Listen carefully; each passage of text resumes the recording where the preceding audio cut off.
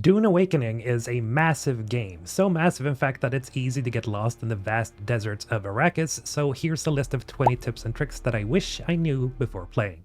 Tip number 1, it doesn't matter what class you pick in the beginning, as you learn all the other classes by visiting class trainers and doing their missions. That is to say, you can make hybrid builds and a lot of abilities are passives, so you don't necessarily have to use every class skill. That said, I highly suggest you get the Planetologist class early, as that class gives you a lot of PvE bonuses like gathering and crafting, and so generally it's a good idea to go get that as soon as you can. Tip number 2, the hand scanner is your best friend. It scans a cone in front of you and highlights hidden treasure, caches, ore, and other interesting stuff. I always use it before entering rooms, shipwrecks, or ruins just to avoid missing anything valuable.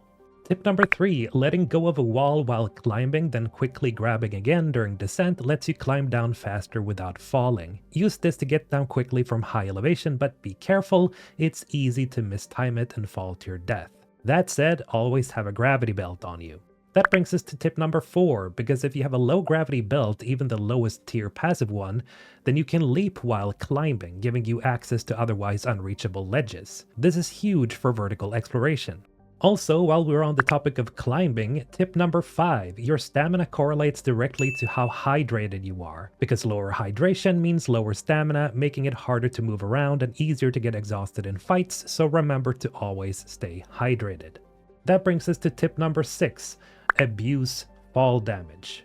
You can use powers like Compel to pull enemies towards the ledges and make them fall off. It's really excellent to use against shielded enemies since they're generally a complete drag to kill. Tip number 7, invest in sniper rifles early. I say this because snipers have a poison effect, meaning that once you hit an enemy and their shield goes up, you'll in most cases still kill them with the damage over time.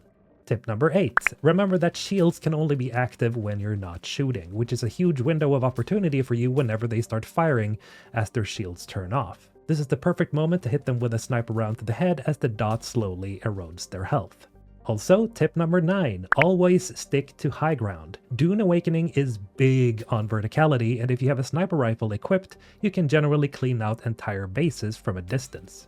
Tip number 10, avoiding quicksand. Quicksand areas are darker in color, and to avoid getting stuck, and if you're trying to get somewhere quickly, then hug the outer edge of these zones when driving. You can usually see the rough outline of the quicksand if you squint.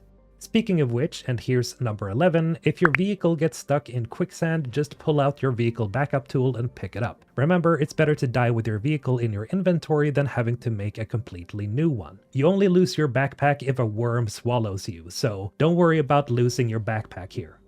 Tip number 12, while we're on the topic of vehicles, remember to always store your vehicles somewhere safe. Never leave them outside, especially during storms. Again, repairing your ornithopter's wings for the umpteenth time might be annoying, but it keeps it in tip-top condition, and if you can, always store it in your vehicle backup tool or in a garage. Speaking of which, these shields are amazing because they protect your ornithopter and lets you pass through it, making them perfect for landing pads.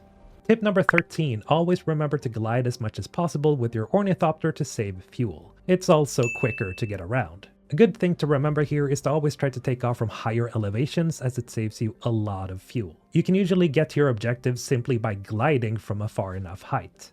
Tip number 14, if you're farming for water, remember that you can have several liter johns in your inventory as they fill up passively when you're harvesting. This goes for everything else in the game. You don't always need the higher tier items right away, you can just make more of what you already have. This also brings us to tip number 15 in base building. Make sure you set up rooms with generators, crafting stations, refiners, and such to mass produce items. I know it's a grind to build it, but trust me, you'll kick yourself for not doing it sooner. This is especially important for water refiners because water is going to be one of the most important materials in the game. It is the most important material in the entire game, aside from aluminium. So make sure you set up a lot of those blood refiners. And now speaking of aluminium, that brings us to number 16. Make sure you put up a base somewhere close to aluminium deposits, which are on the northwest and northeast areas of the PvE map. Because you'll be doing tons of aluminium mining, more so than any other mineral, because you'll be needing it to craft most of the mid-game to end-game items, like the ornithopter. Oh, and tip number 17, you can set up several bases at a time. Crazy, right? You don't need to pack up your old base, but do make sure to visit it from time to time because if it runs out of power, it'll be unshielded and at the mercy of the desert storms. That is to say, setting up forward bases to focus on the farming of specific items is generally a good idea. Just make sure it's in a safe spot. Tip number 18, remember that higher quality Cutterays nets you more ore. In this clip, I used the Cutteray MK3, which can mine aluminium, but one tier above this will be more efficient and nets me more ore. So always focus on upgrading your laser cutter if you can, because you'll be harvesting so much more ore with a better Cutteray. Tip number 19, when you finally reach the point where you're harvesting spice, make sure you clump it first before you collect it, because the worms will be most drawn to it when you clump it. So you just clump it up as much as you can, get up on land or your ornithopter when the worm breaches, then when the worm is out of sight, you go down again to the spice and you collect it.